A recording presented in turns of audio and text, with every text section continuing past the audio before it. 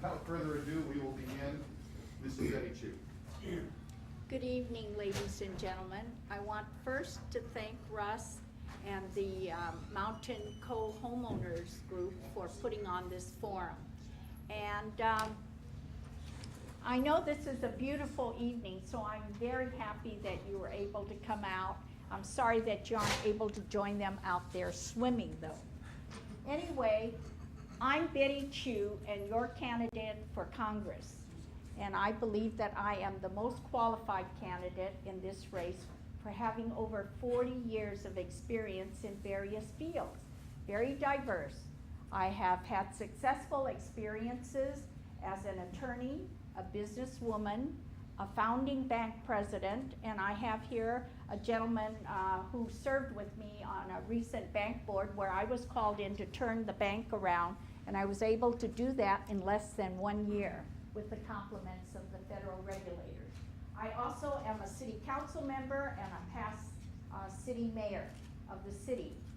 And in my 40 years of community service and community leadership, I have fought for improving the lives of many, many people.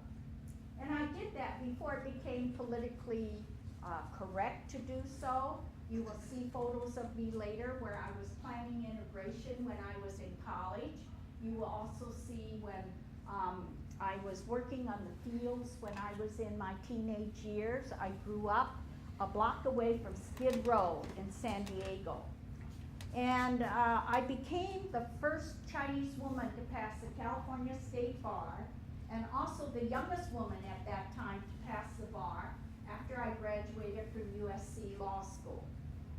And after that, I was able really to have many, many successful experiences. For instance, I founded East West Bank.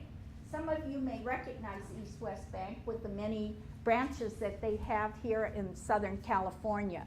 But I did it because working class families were unable to obtain loans to buy their first homes.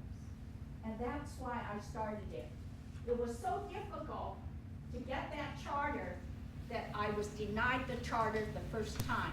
It took me about 6, 7, 8 years later before I was able to get my first charter. And then after that, I became a founding bank president of Trust Savings Bank. You see, East West was the first Chinese-controlled savings and loan in the whole nation. But after I did that and made sure that my community was being taken care of, I felt the need to become all-inclusive, because that has been my history since college. And what I did was I founded Trust Savings Bank, which also was the first multi-ethnic savings and loan in the whole nation. We provided thousands of loans to working class families. We provided thousands of loans to small businesses that helped them, helped with expansions of new jobs and expansions of businesses in the community. So it's not new to me to fight an uphill battle, which we presently have in this economy and which we presently have really in Washington, D.C., in trying to turn this economy around. But I've been there. And many of you will say, well, we've heard concerns that the voters are confused. Well, I really don't want the voters to be confused, Judy, with me.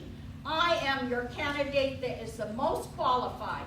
I am the candidate with real life experiences in the field of law and in the field of finances that can help turn this economy around. Thank you.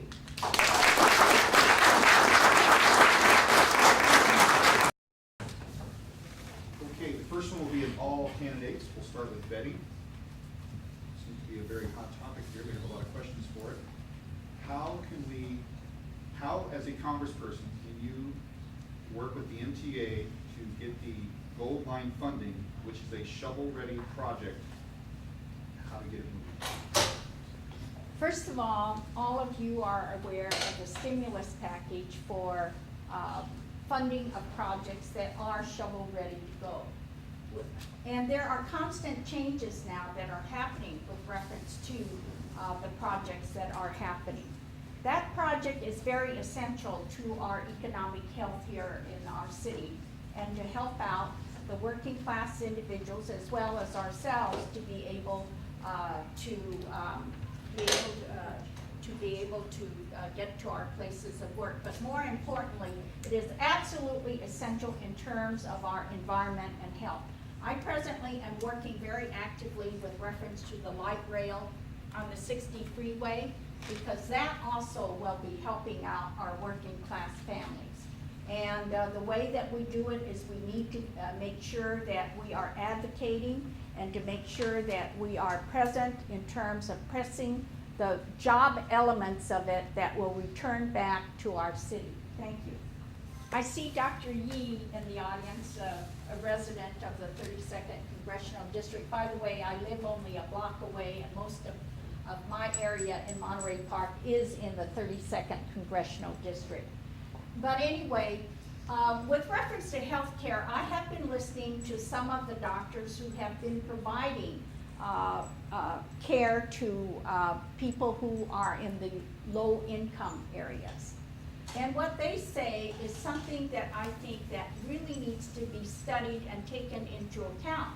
There is enough money in the healthcare system to provide for the extra monies to provide for the health care of those who cannot afford to pay for it, without increasing the premiums on all of us. And the reason, the way that they can do it, and it would take some time in which to do it, is to change our healthcare system to where we are dealing with preventative health care, so that you don't have the major costs of the cancers, the major costs of the diabetes, the major costs of heart failure and strokes. You do it ahead of time by focusing in on preventative care. Thank you.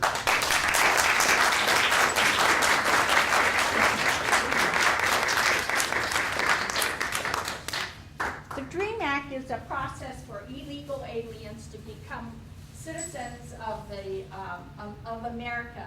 15 million illegal aliens that will be on our tax rolls.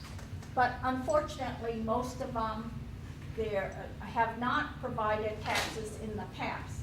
And a lot of students nowadays cannot even afford the tuition that we presently have. We need to take care of our own in this country first. If we can't take care of our students, we cannot take care of our returning military veterans. We can't take care of the health care of our seniors here. No, education for the young is very important, but not at the expense of the taxpayers for those parents who can't afford to send their own kids to school to now be burdened to send somebody else's kids to school who is an illegal. Thank you.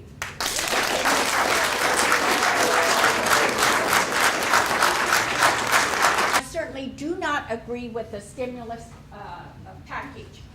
First of all, nobody even read it when they got passed. But nobody here has even dealt with what the tests are, the stress tests that the bankers use. Len Rushfield is here, served with me on a bank where we did apply the stress test.